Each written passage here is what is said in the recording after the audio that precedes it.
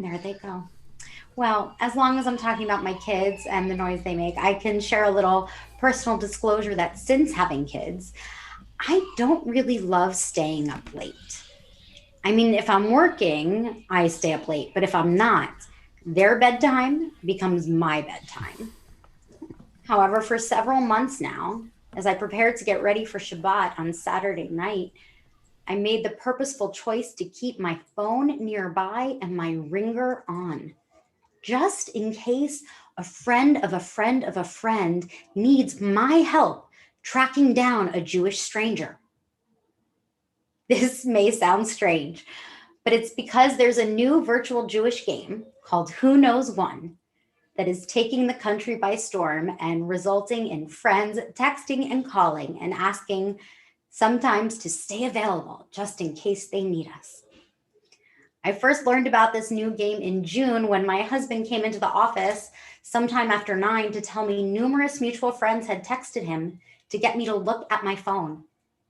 When I did, I saw a very vague text message. And now that I'm sharing it, I believe it might have been Rabbi Stolman who sent it, that very first one, who you can't see, but she's on with us helping to make sure our slides and our streaming and everything goes well. So thank you for getting me hooked, Rabbi Stolman. And I saw her vague text message asking me to join a Zoom call in progress. And when I asked why, I was told to sign on and all would be explained. And from that moment on, I was hooked. The game was an old favorite with a modern twist. It reimagined the idea of Jewish geography, the term which references the Jewish penchant for trying to find a connection when meeting someone new. Come on, you know you've all done it. Oh, you're from fill in the blank. Maybe you know my cousin's best friend's math tutor. She's from there as well. This favorite Jewish pastime of finding ways we connect with one another has now been turned into a competitive sport.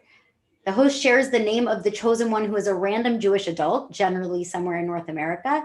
And as time goes by, the host offers more information or possible connection points about the person's life. These clues range from hometown, current town, college attended, camp names, synagogue they grew up at, places they worked, and more. Competitors then utilize their social networks in a race to get the chosen one on to the Zoom call. Because of the closeness of the Jewish community, the contestants seem to always know someone who knows someone who can connect them to at least one of these networks. Players text a friend who texts a friend, and so on and so forth until a connection to the chosen one is made. It may sound a little ridiculous to you, but this big game of Jewish geography Zoom racing, now named Who Knows One, is a huge success. Thousands of viewers have watched the Facebook live stream and commented on the action. Dozens of Jewish organizations have utilized it now as an opportunity to raise funds. There have become show regulars even. There are super connectors who seem to know everyone. And engaged Jewish young adults, particularly those between the ages of 25 to 45, seem to be the most obsessed. What is the appeal though? Why am I telling you about this? And why am I leaving my ringer on just in case a friend reaches out to ask me to help someone I don't know, who might need help tracking down someone else whom I also probably don't know? By activating the Jewish connections I've made in networks of Jewish community that have shaped my life. Well, our tradition puts a lot of weight on being there for other members of our Jewish community. I mean, the Midrash goes so far as to say that the person who asks, why should I trouble myself for the community? This person says the Midrash, Machariv et ha'olam, he destroys the world. Now, I think this is a little rabbinic hyperbole, but turning my phone off and going to bed, I know will not destroy a world. However, at the same time, participating, connecting, and uplifting Jewish community might very well enrich someone's life with meaning and a deeper sense of connection. In this way, someone's world might be made better. So I know it's a little strange, but I believe so many people are hooked because the Jewish networks, these connections, these touch points of community have left an imprint on those who participate. So much so that all of the individuals involved do feel like a part of a single greater community. In this way, they are connected whether or not they've ever spoken before. Though this newest version of Jewish geography is modern and technological, the truth is it is just one more example of how much Judaism uplifts the value of community as an important ideal. Our tradition teaches the entire Jewish people are considered guarantors for one another. So in this sense, you bet I better answer my phone. And let's be honest, I don't really need quotes and text to teach this because our regular ritual practices uphold this tradition. Whether or not it is explicitly taught, implicitly, the value of community runs throughout nearly every aspect of Jewish life. Cantor Lauren Phillips Fogelman writes that Jewish traditions are naturally intertwined with social connections and networking. We turn to each other in our times of joy and our times of pain. We pray together and gather for festive meals. Even our morning rituals suggest communal support through Shiva, when we visit those who have lost loved ones and surround them with companionship so they do not have to be alone in their grief. We all know this. We study it, we see it, we experience it. Judaism upholds the value of community in a great multitude of ways. In the words of Kohelet, two are better than one, for they have greater benefit from their earnings. For if they fall, one can raise the other. But woe to the one who falls and has no partner to lift them. Also, if one attacks, two can stand up to the attacker, and a threefold cord is not readily broken.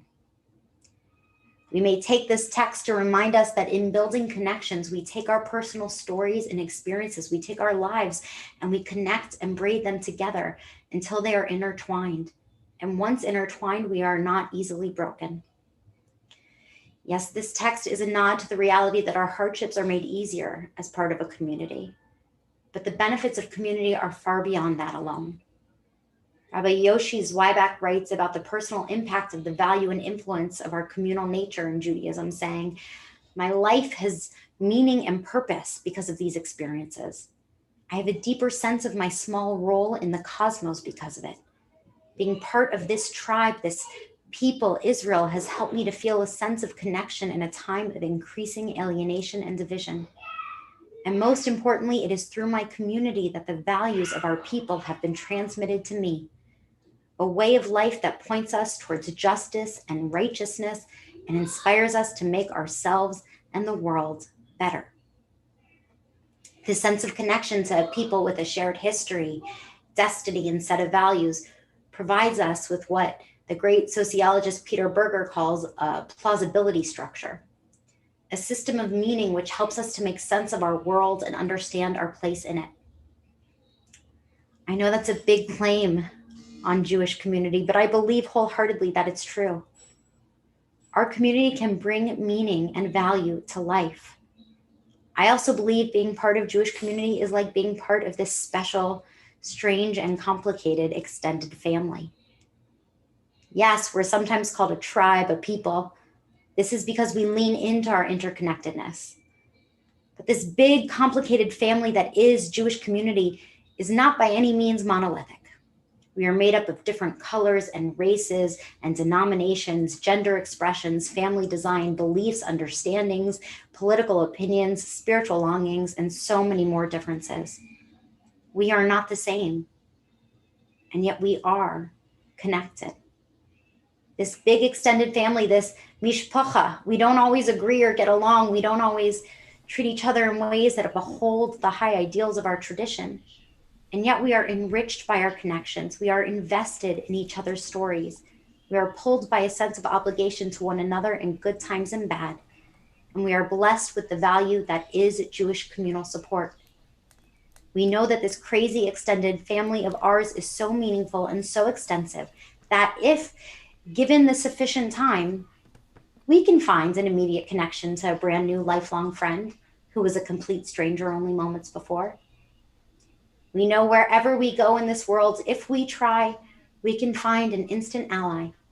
A stranger can become extended family almost immediately, offering joy or comfort. This is the fun of Jewish connections. This is the pull of Jewish geography. All of this is the energy that keeps me up on Saturday nights. And this is the blessing of being part of the Jewish family.